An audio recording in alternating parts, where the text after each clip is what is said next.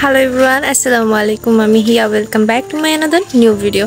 আজকে আমার গ্রামের বাড়িতে শেষ দিন, তার জন্য সকালবেলা উঠে ব্যাগপত্র গুছিয়ে ফেলেছি। আমি যতবারই গ্রামে আসি কিছু না কিছু ঠিকই ফেলে রেখে চলে যাই, যতই গুছাই নেই না কেন জিনিসপত্র। এদিকে বাচ্চারা আমার ব্যাগ নিয়ে খেলে ব্যাগের অবস্থা খারাপ বানাই ফেলছে। যাই হোক, দুপুরে খাওয়া দাওয়া করে বাবাকে নিয়ে একটু মিষ্টি কেনার উদ্দেশ্যে বাসা থেকে বের হলাম। আমাদের কারো মিষ্টি সেরকম ভাবে পছন্দ না, কিন্তু আমার শাশুড়ি মা অনেক বেশি মিষ্টি খেতে পছন্দ করে। এত দূর থেকে তো আর মিষ্টি নিয়ে যাওয়া সম্ভব না, তাই এই ছোট্ট ছোট্ট মিষ্টিগুলো নিয়েছিলাম। আর দই নিয়েছিলাম শাশুড়ি মার জন্য, শাশুড়ি মার ছেলের জন্য নিয়েছিলাম কিছু। দই মিষ্টি কিনা শেষ করে বাসার উদ্দেশ্যে রওনা দিলাম। তো আমাদের এদিকে আবার রিক্সা নাই, যেখানেই যেতে হবে ভ্যান দিয়েই যাওয়া লাগে। তো আমি আর বাবা ভ্যানে উঠে পড়েছি। আর এই যে এগুলো সব প্যাকিং করে নিয়েছি। বাড়িতে আসার পর দেখি বড় আব্বু জিলাপি নিয়ে আসছে। তো জিলাপি আর মিষ্টি একটু খেয়ে দেখলাম কেমন, তো ভালোই লাগলো। তারপর দেখতে দেখতে চলে আসলো সেই দিন যেদিন আমি বাড়ি থেকে বের হয়ে গেলাম আর আমার বাসার উদ্দেশ্যে রওনা দিয়ে দিলাম। মনটা এত বেশি খারাপ ছিল, আমি আর কোনো ভিডিওই করতে পারিনি। রাত থেকে বাস জার্নি কোনো কিছুই ভিডিও করিনি। তো তোমাদের সাথে বাসায় যেয়ে আবার দেখা করছি, ততক্ষণ ভিডিওটা দেখতে থাকো। আমি আজকে 7 দিন পরে নরসিংদীতে আসছি। এই যে উনি, ও তো হাতের থেকে খাবার খায়, আর ওইটা হচ্ছে ওর বউ।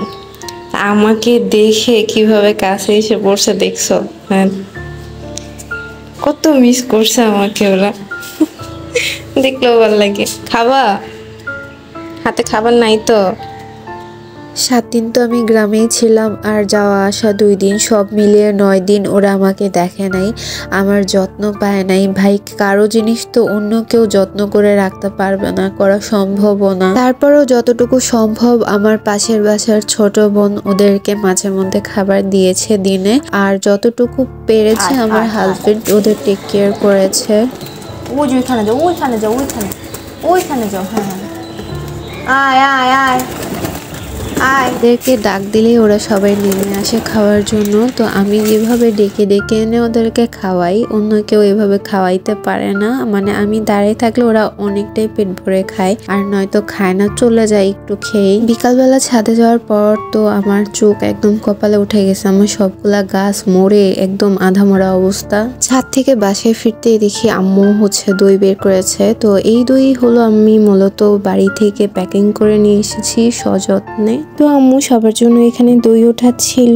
তো আজকের মতো ভিডিওটা এখানেই দই খেতে খেতে শেষ করছি। ভিডিওটা যদি ভালো লাগে অবশ্যই ভিডিওতে লাইক, কমেন্ট, শেয়ার করে দিও। আজকের মতো এখানেই বিদায় নিচ্ছি। আল্লাহ হাফিজ। সবাই ভালো থেকো, সুস্থ থেকো। দেখা হবে নতুন কোনো ভিডিওতে।